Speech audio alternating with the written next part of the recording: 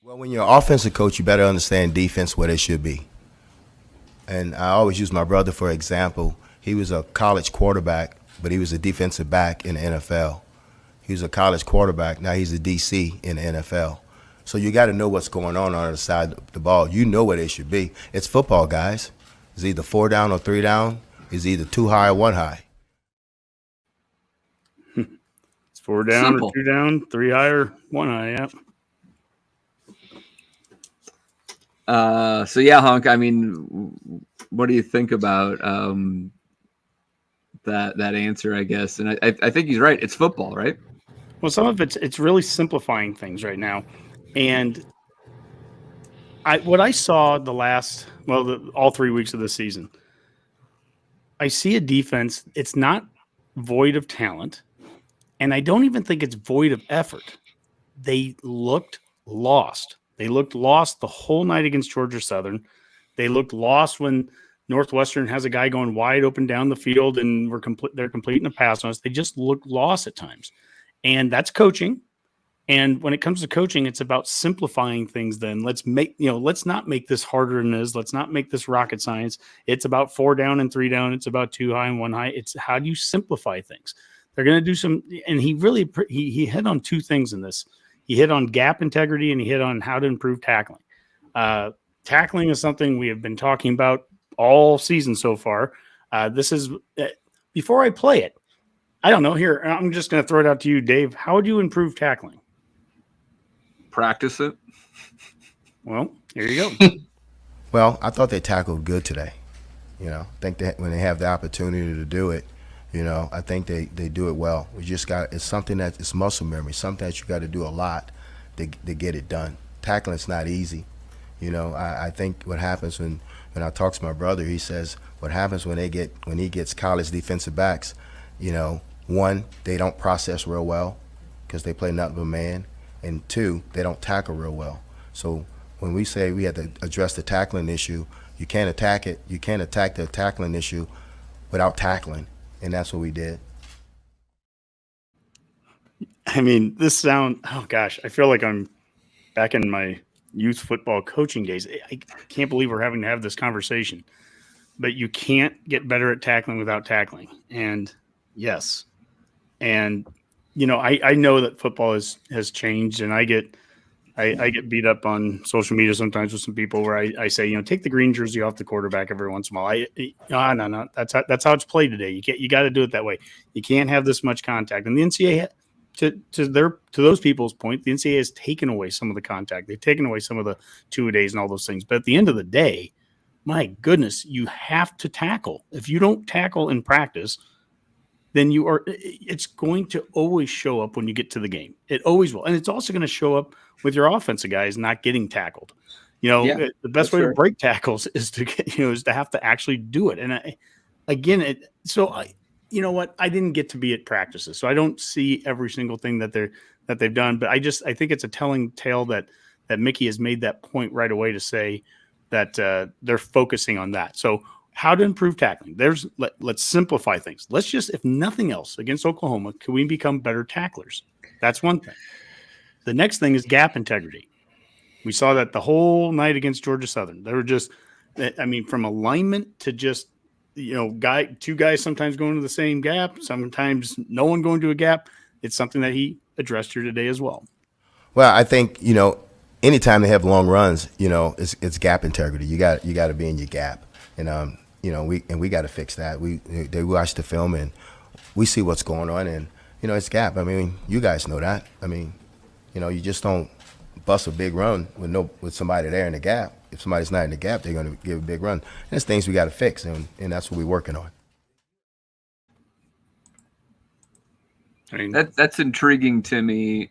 Over now, this is the 5th year of Chin's running the defense, and it had progressively gotten better. I felt like we had some gap integrity issues in previous years, and then last year everything seemed to be really good, and maybe that's because we had a bunch of super seniors and some NFL draft picks on that side of the ball that really had been in the system for a long time and knew what they're doing, and now we have some younger guys. But it's also it does feel like, this 3-4 or 4-3 conversation. And I know we were talking about this a little bit on Sunday, Honk, about, I mean, there's 4 guys on the line, and maybe one of them doesn't have his hand on the ground or not. I don't know. But after that, there seems to be 2 linebackers, and then the nick, and then your safeties and corners. It feels a little bit different than what we had been running at times when we had a more of a true nose tackle to be able to play some 3-4. But it should be interesting to see how they can improve on this and improve it quickly, because it felt like last year's squad, which had a lot of experience, was pretty good at gap integrity, and it's not the case right now with this team. Well, you guys are sitting up in the press box last week, and you mentioned how Boomer, I think, was saying it over the course of the second half, how that quarterback should just be able to take off up the gut. Well, I saw sitting in the game and sitting in row 12, I don't get some of the right angles. And so I saw it the next day. There were times where we lined up and we'd have 2 down linemen or 2 tackles, but they'd be outside the guards, heads up on the tackle, maybe even outside shading the tackle. And there's no one in between except for 1 linebacker. And in those settings, just from an alignment standpoint, you're just begging for something right up the gut. Now, to your point, Dave, a year ago when we were in a true 3, you almost always had Damian Daniels right there on the center. Even if there's no one within 5 feet of him on each side, it doesn't matter. You at least had him in the middle. There's some immovable kind of piece that they were going to have to focus on. But I mean, my goodness, there are times that it felt like we just got spread out beyond belief there. Kind of looked like a Pelini defense almost. Yeah. Running the dollar. And I was like, yeah, we're begging for them to. Well, and that's also part of when I've talked about our running style, which our attack on running the game back on week 1 and week 2, where we're not going to line up in double tights. We're not going to line up in full house backfields like Iowa and Minnesota and Wisconsin do. But then if you're going to do that, then you've got to be able to do things to spread teams out or have the mobile quarterback to do it. Whatever it is, something has to give. You have to stretch them horizontally or stretch them vertically. And certainly what Georgia Southern seemed to do was stretch us horizontally. I mean, my goodness, there were times our defense just looked completely we were not in position numbers wise to make plays in the middle of the field, and that's where they were hitting us. Yeah, there was a few moments, I was sitting in the south stands there.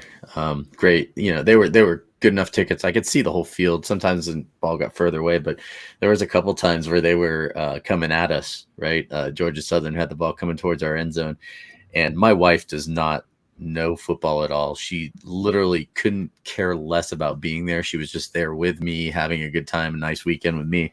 And there was a couple times where she, like, it's so simple sometimes when you hear it. She's just like, how come they didn't put anybody there to tackle that guy? like there was never anybody there. He just like ran to that spot, and that's maybe some staff openings. Yeah, and got arrested. Yeah. She's like maybe if they put a guy there and he could tackle him, and it was just like so simple. And I'm like, yeah, thanks, Rach, love you, babe. Like, but she had a point, didn't she? She had a great point. And she's not wrong. No, she's not. And she's like, why do they look so confused? Like there was times where like guys were running around. She's like, oh, they're not ready yet. Don't hike it. Don't let them hike it. They're not ready yet. Like she literally said that too at one point. I think the confusion thing is important. And the confusion thing, and this is something that Mickey addressed, is that they're going to go with 2 defensive back coaches here. And especially when you are, I mean, we talked about this before the season, Dave, were we focusing enough over the offseason on the fact that we lost our 2 safeties and we lost Cam Taylor-Britt, but the 2 safeties that had so many starts. And the idea is that, we're probably not going to be too affected until we get to playing probably Oklahoma this week. There weren't too many teams on the schedule that would maybe take that much advantage of it. But at the end of the day, it hasn't even been about the opponent at this point. They've looked absolutely lost. And so again, let's focus on what can we fix in a short period of time, and this is what Mickey did. He was already back there with the nickels, and we kind of just let him work, with the safeties, so we can give them some independent, coaching, and Fisher would go straight to the corners and the nickels. But if you look around the country, everybody in the country has 2 DB coaches because it's 2 different positions, safeties and corners. If you look at the NFL, they got 2 DB coaches. We were the only one in the country, I think, had 1 DB coach. Fish has 2 eyes. You got 4 guys back there. You can't see all of that. So it makes sense to have a coach back there with the safeties, and usually it's the coordinator, and that's why we decided to put Shin in. He agreed because we got to do what's going to help us get better.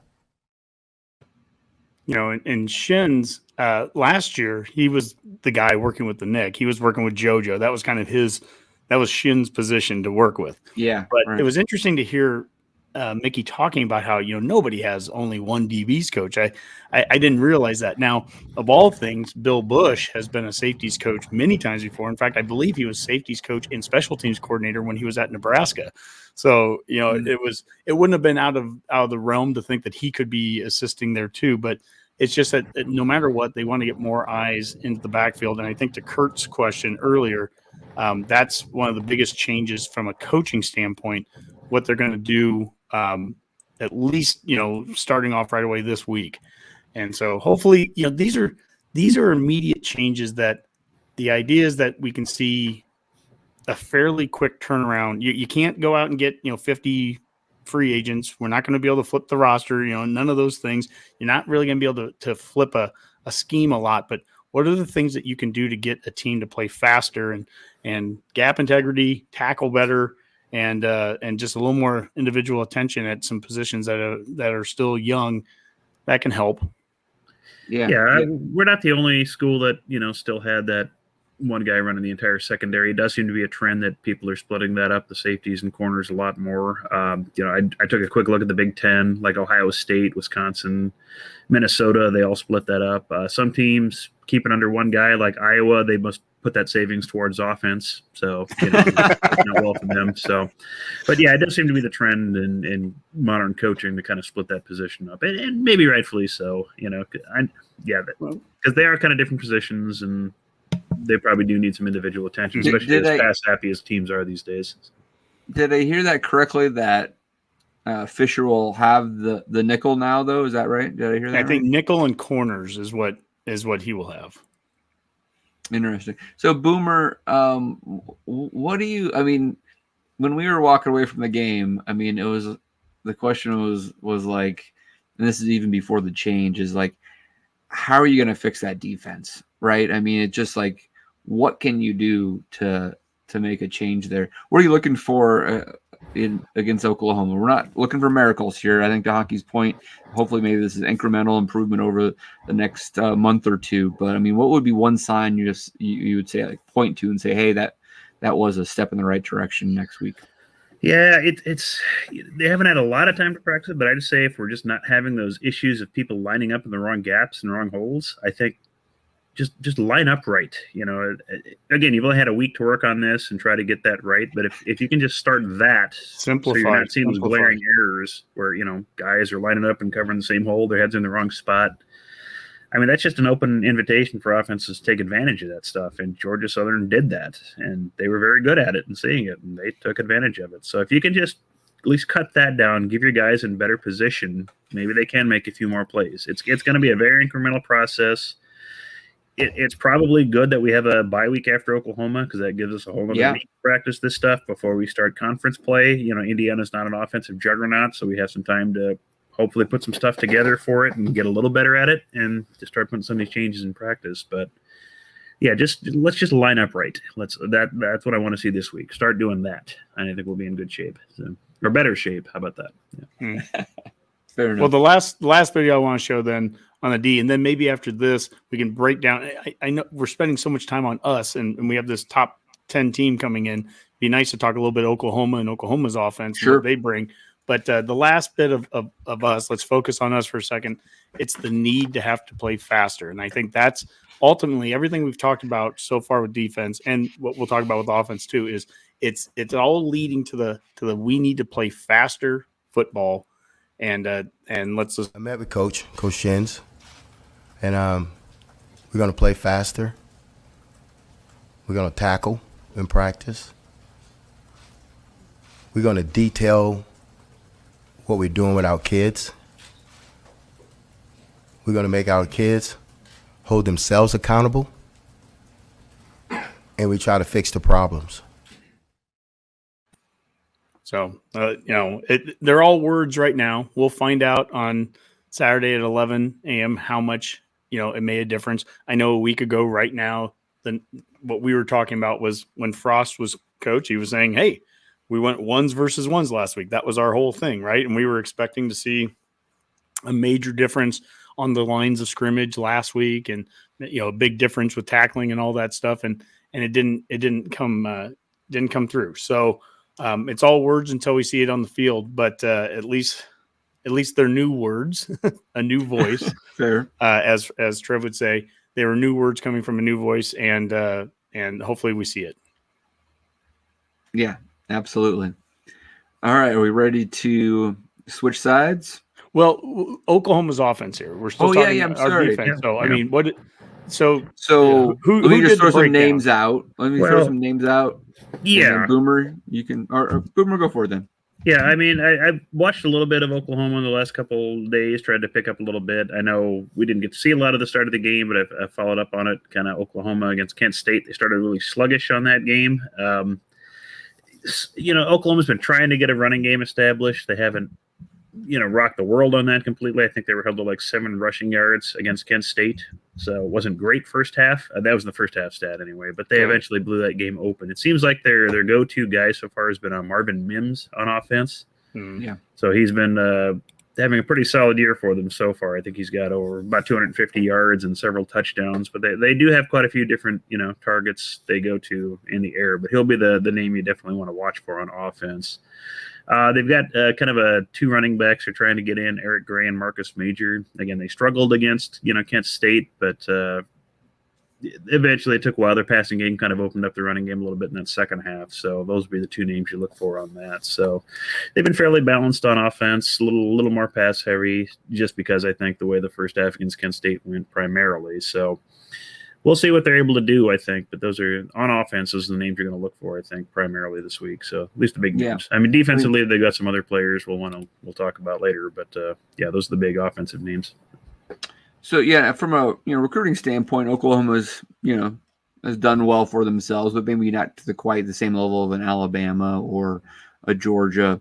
And they did have a lot of folks transfer out when Lincoln Riley left. He was an offensive-minded coach. Obviously, Caleb Williams, his quarterback, went with him. But Dylan Gabriel, a UCF quarterback who was there after Frost was there, is now there, and he can do quite a bit with both his arm and legs.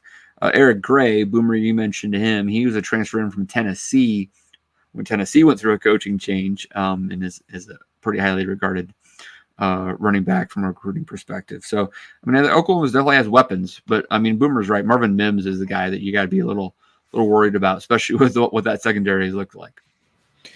Yeah, it seems like from looking at a lot of the stats from their games too that one, they seem to have like some pretty quick scoring capabilities. The time of possession in both their games is basically they're right around 20 minutes of possession compared to like 38, 39 minutes for the opposing team. But the other team is only scoring 13 points, 3 points respectively, right? And I think the one key thing that I see here, their third down efficiency, last week they were 3 for 12. And against Texas El Paso, they were 3 for 8. So it almost seems like if our defense can hold them to like a third down or something along those lines, that that's generally where that they seem to struggle. I mean, tell me if I'm wrong, but so what you're saying, get off the field, right? I mean, that's literally the thing that we've, what was it? Georgia Southern started off 7 of 7 on third downs against us last weekend. To your point, Rob, I mean, if we're in third and anything, I'll say third and long is anything, 3rd and 8 or longer. In those situations, you just got to get off the field and improve tackling, gap integrity. All those things can play an immediate role in helping get us off the field when we get into those kind of situations. Yeah, I mean, their passing and rushing yards are pretty even too. I mean, they had 400 yards of offense last week. They had under 500 yards the week before.